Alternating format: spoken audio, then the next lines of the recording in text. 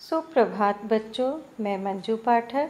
आज मैं आप लोगों को क्लास 7th के संस्कृत के अष्टमः पाठः भोरम देवः इस पाठ का शुद्ध उच्चारण एवं इसका अर्थ बताऊंगी। ये प्रसिद्ध भोरम देव का मंदिर है, प्राचीन मंदिर है। चलिए इसका वाचन और इसका अर्थ जानते हैं। छत्तीसगढ़ क्षेत्रस्य अनेकानि प्राचीनमन्दिराणि ऐतिहासिकस्थलानि अद्यापि छत्तीसगढ़स्य समृद्धिं गौरवशाली परंपरां स्मारयन्ति। छत्तीसगढ़ क्षेत्र के अनेक प्राचीन मंदिर और ऐतिहासिक स्थलों में आज भी छत्तीसगढ़ की समृद्धि और गौरवशाली परंपरा का स्मरण कराती है। एवमेव एकम स्थानम अस्ति सह भोरम देवः। ऐसे ही एक स्थान है, वह है भोरम देव। कवर्धा जिला अंतर्गतम 16 किलोमीटर दूरे सतपुड़ा विंध्याचल पर्वत श्रेणीनां मध्ये प्रतिष्ठितः। कवर्धा जिला के अंतर्गत वहाँ से 16 किलोमीटर दूर सतपुड़ा और विंध्याचल पर्वत श्रेणी के मध्य में, उसके बीच में ये स्थित है। अस्य मंदिरस्य वैशिष्ट्येन अयं छत्तीसगढ़स्य खजुराहो इति अभिधीयते। इस मंदिर की विशेषता के कारण यह छत्तीसगढ़ का खजुराहो के नाम से भी जाना जाता है। इसे छत्तीसगढ़ का खजुराहो भी कहा जाता है। भोरम देवस्य मंदिरम न केवलं छत्तीसगढ़ प्रदेशस्य अपितु संपूर्ण देशे ऐतिहासिक पुरातात्विक धार्मिक दृष्ट्या महत्वपूर्णं स्थलम् अस्ति। छत्तीसगढ़ भोरम देव मंदिर न केवल छत्तीसगढ़ प्रदेश का बल्कि संपूर्ण देश का, पूरे भारत में ऐतिहासिक पुरातात्विक और धार्मिक दृष्टि से महत्वपूर्ण स्थल है। वस्तुतः जनाः भोरम देवं गोंड जातीनां आराध्य देवः इति मन्यन्ते। वस्तुतः लोग भोरम देव को गोंड जाति के आराध्य देव मानते हैं। अस्मात् कारणात् अस्य मंदिरस्य नाम भोरम देवः जातम्। इसी कारण से इस मंदिर का नाम भोरम देव हुआ। इतिहासकार सर अलेक्जेंडर कनिंघम महोदयस्य अनुसारेण एतत् मंदिरं विष्णु मंदिरम आसीत्। इतिहासकार सर अलेक्जेंडर कनिंघम महोदय के अनुसार यह मंदिर विष्णु मंदिर था। कालांतरे गोंड शासकैः पूर्व स्थापित लक्ष्मी नारायणस्य प्रतिमां अपसार्य शिवलिंगम स्थापितम्। कालांतर में अर्थात बाद में गोंड शासकों के द्वारा पूर्व में स्थापित लक्ष्मी नारायण की प्रतिमा को वहाँ से उसे बदलकर शिवलिंग उन्होंने स्थापित किया। मंदिरे उत्कीर्ण लेखैः वास्तु कलाभिश्च परिलक्ष्यते। यत् मंदिरम् इदम् 11 ख्रीस्ताब्दे निर्मितम्। मंदिर में उत्कीर्ण लेखों के अनुसार, वहाँ लेखों के द्वारा ये पता चलता है, वहाँ की वास्तुकला के द्वारा, कि यह दिखाई देता है वास्तुकला के द्वारा कि यह मंदिर 11वीं शताब्दी में बना था, निर्माण हुआ था इसका। नागर शैल्यां पूर्वाभिमुख मुख्य प्रवेश द्वारम अस्ति। नागर शैली में ये एक वास्तु शैली का एक शैली होती है। तो नागर शैली में इसका पूर्वाभिमुख मुख्य प्रवेश द्वार है। अस्मिन् मंदिरे द्वारत्रयम् अस्ति। इस मंदिर में 2 द्वार हैं। द्वारत्रयम् अस्ति, 3 द्वार हैं।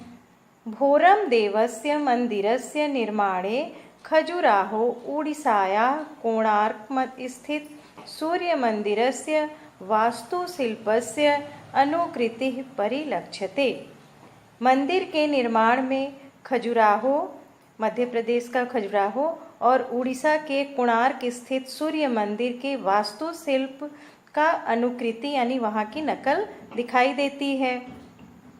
मंदिरस्य गर्भगृहे गरुड़ स्थित भगवतः विष्णोः प्रतिमा, पंचमुखी नागः, नृत्यतः गणपतेः अष्टभुज प्रतिमाश्च सन्ति।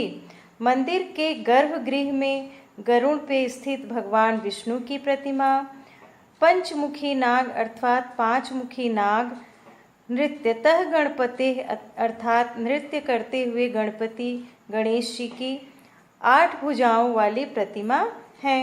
गर्भगृहे मुख्यतः शिवलिंगमेव मंडितम अस्ति, और गर्भगृह में मुख्य रूप से शिवलिंग जो है वहाँ पे स्थापित है। मंदिरम निकषा उमा महेश्वर काल भैरव द्विभुज सूर्य प्रतिमा शिव प्रतिमाश्च सन्ति। अब मंदिर के निकट में, वहाँ पे इस मंदिर के निकट में उमा महेश्वर शिव को कहते हैं, उमा महेश्वर शिव पार्वती, काल भैरव और द्विभुज यानी 2 भुजी सूर्य की प्रतिमा, 2 भुजाओं वाली सूर्य की प्रतिमा, शिव प्रतिमाश्च सन्ति, और शिव की प्रतिमा है। मंदिरस्य उत्तरदिशि एकः विशालः सरोवरो अपि अस्ति। मंदिर के उत्तर दिशा में एक विशाल सरोवर है अर्थात तालाब है। भोरम देवस्य समीपे अन्येषु दर्शनीय स्थलेषु चौरग्रामस्य निकटे आयताकारं पाषाण निर्मितं मंडलामहलम अस्ति। अब भोरम देव के पास में ही, समीप में ही अन्य दर्शनीय स्थलों में एक चौरग्राम के पास में, चौरग्राम के निकट आयताकार पाषाण निर्मित अर्थात पत्थर से बना हुआ मंडला महल है। चौरग्रामस्य समीपे इष्टिका पाषाणेन निर्मितम् एकं मंदिरं छेरकी महलम इति नामना ख्यातम। चौरग्राम के पास में इष्टिका पाषाण अर्थात ईंट पत्थरों के द्वारा निर्मित एक मंदिर है जिसका नाम छेरकी महल है, इस नाम से ये प्रसिद्ध है। अस्य मंदिरस्य समीपे नैकापि अजास्ति, तथापि मंदिरस्य गर्भगृहे अजायाः शरीरेण निःसृतं गंधम जनाः अनुभवन्ति। इस मंदिर के आसपास किसी भी प्रकार की एक भी बकरी वहाँ पर नहीं रहती है। फिर भी मंदिर के गर्भगृह से बकरी के शरीर से आने वाली, निकलने वाली गंध का अनुभव लोग करते हैं। एतदेव अस्य मंदिरस्य वैशिष्ट्यम अस्ति, यही इस मंदिर की विशेषता है। पावस वसंतयोः काले हरितिमाच्छादित पर्वत श्रृंखला नाम अंके स्थित भोरम देवस्य मंदिरम अस्ति। पावस वसंतयोः अर्थात वर्षा और वसंत ऋतु काल में हरितिमा आच्छादित अर्थात हरियाली से भरी हुई पर्वत श्रृंखलाओं की गोद में, उसके पर्वत श्रृंखलाओं के गोद में स्थित यह भोरम देव का मंदिर है। अस्य मोहक दृश्यानि वीक्ष्य जनाः आश्चर्यान्वे निमज्जन्ति अर्थात इस मनमोहक दृश्य को देखकर लोग आश्चर्य की सागर में डूब जाते हैं। प्रतिवर्षे चैत्र त्रयोदश्यां तिथौ अत्र दिवसत्रयस्य पारंपरिक मेलापकः आयोज्यते। प्रतिवर्ष यहाँ चैत्र माह के त्रयोदश तिथि को अर्थात 13वीं तिथि को यहाँ 3 दिनों का पारंपरिक मेला का आयोजन होता है। पर्यटन विकासस्य दृष्ट्या अयं मेलापकः शासनेन भोरम देव महोत्सवः इति नाम्ना समायोज्यते। पर्यटन विकास की दृष्टि से यह मेला जो है शासन के द्वारा इसे भोरम देव महोत्सव के नाम से आयोजित किया जाता है शासन द्वारा। धन्यो भोरम देव शिवमस्तु, धन्य हो भोरम देव, आपका कल्याण हो। इस प्रकार से आप लोगों ने इस पाठ का शुद्ध वाचन एवं इसका अर्थ समझा। धन्यवाद।